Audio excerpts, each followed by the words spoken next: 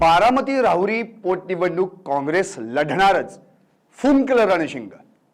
राज्यात एखाद्या नेत्याचं निधन झाल्यानंतर तिथली पोटनिवडणूक बिनविरोध करण्याची परंपरा होती। मात्र बदलत्या राजकारणात आता महाराष्ट्राच्या राजकीय संस्कृतीत मनाचं हे मोठेपण उरलंय का, असा सवाल उपस्थित होतोय।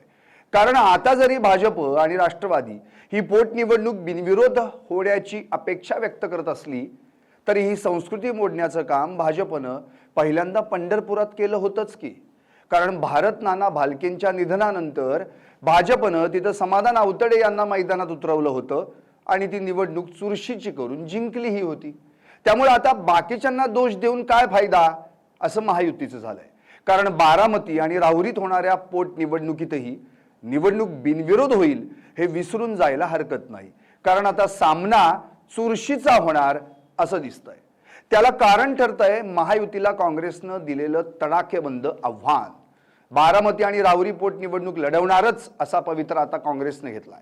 त्यासाठी मुलाखतींचा टप्पा पूर्ण केल्याची ही माहिती मिळतीये। महाराष्ट्र राज्याच्या राजकारणात पुन्हा एकदा निवडणुकीचं बिगुल वाजलंय। बारामती आणि राहुरी विधानसभा मतदारसंघाच्या पोटनिवडणुकीनं राजकीय वातावरण कमालीचं तापलंय। दिवंगत उपमुख्यमंत्री अजित पवार आणि आमदार शिवाजी करडिले यांच्या निधनामुळे रिक्त झालेल्या या दोन जागांसाठी निवडणूक आयोगानं जाहीर केलेल्या कार्यक्रमात आता काँग्रेसनं मोठी खेळी खेळली आहे। महायुतीकडून या निवडणुका बिनविरोध करण्याचं वारंवार आवाहन केलं जात असताना काँग्रेसनं मात्र दोन्ही जागांवर ताकदीनं उतरण्याचा निर्णय घेतलाय।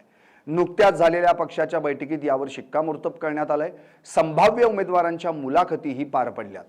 राज्यातील राजकीय संस्कृतीचा हवाला देत मुख्यमंत्री फडणवीस, उपमुख्यमंत्री एकनाथ शिंदे, राष्ट्रवादी काँग्रेसचे नेते प्रफुल्ल पटेल यांनी ही निवडणूक बिनविरोध व्हावी अशी विनंती महाविकास आघाडीला केली होती।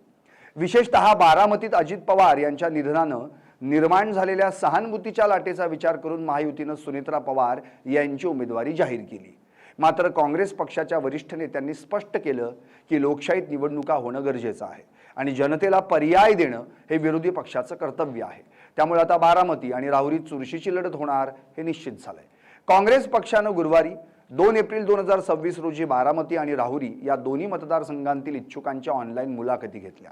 सूत्रांनी दिलेल्या माहितीनुसार बारामतीमधून स्थानिक पातळीवरील 3 ते 4 प्रभावी नेत्यांनी आपली दावेदारी मांडली आहे, तर राहुरीतून जुन्या निष्ठावान कार्यकर्त्यांनी तयारी दर्शवली आहे। दिल्लीतील काँग्रेस हायकमांडनं या दोन्ही जागा लढवण्यासाठी प्रदेश शाखेला हिरवा कंदील दिलाय।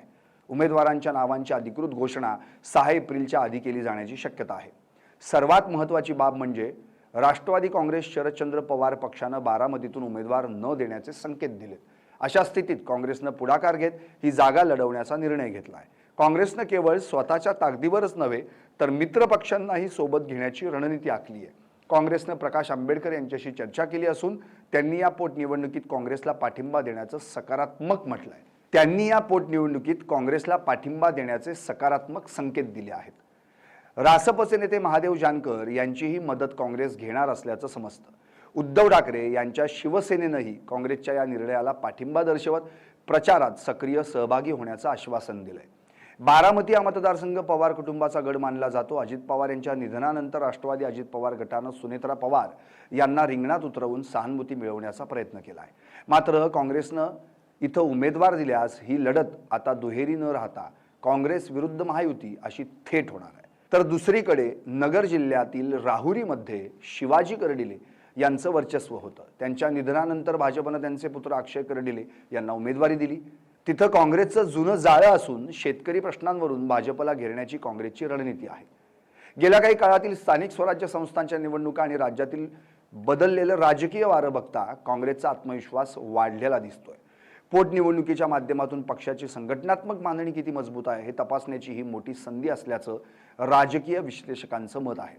जर काँग्रेसनं या निवडणुकीत चांगली मतं घेतली तर आगामी विधानसभा सार्वत्रिक निवडणुकीत त्याचा मोठा फायदा महाविकास आघाडीला होऊ शकतो। एकूणच बारामती आणि राहुरीची ही पोटनिवडणूक केवळ 2 जागांचा विषय नसून ती महायुती आणि महाविकास आघाडी यांच्यातील प्रतिष्ठेची लढाई बनली आहे। आता काँग्रेस कुणाला उमेदवारी देतं आणि प्रत्यक्ष प्रचारात कोणते मुद्दे गाजतात याकडे संपूर्ण महाराष्ट्राचं लक्ष लागलंय। या निवडणुकीत फक्त सहानुभूतीची लाट प्रभावी ठरते की आणखी काही ट्विस्ट पाहायला मिळतो हेही पाहणं तितकंच महत्त्वाचं ठरणार आहे। हे झालं काँग्रेसचं. मात्र तिकडे बारामतीत तर ओबीसी नेते लक्ष्मण हाकेंनीही दंड थोपटले. त्यामुळे महायुतीसाठी धनगर मतांचं गणित लक्षवेधी ठरणार आहे. कारण बारामतीत धनगर मतच गेम चेंजर ठरतात. अजितदादा हयात असतानाची गोष्ट वेगळी होती. धनगर मतही एकमुठीनं अजित पवारांना साथ देत होती. मात्र तीच साथ आता सुनेत्रा पवारांना मिळणार का, की आणखी काही वेगळं समीकरण दिसणार, हे सांगणारी ही निवडणूक होणार आहे. शिवाय बारामतीतून पहिली खासदारकीची निवडणूक हरल्यानंतर सुनेत्रा पवार या आता दुसऱ्यांदा थेट लोकांमध्ये जाऊन निवडणूक लढवत आहेत. त्यामुळं त्यांचा जनाधारही या निवडणुकीत टेस्ट होणार आहे. Bureau report, LS Marathi.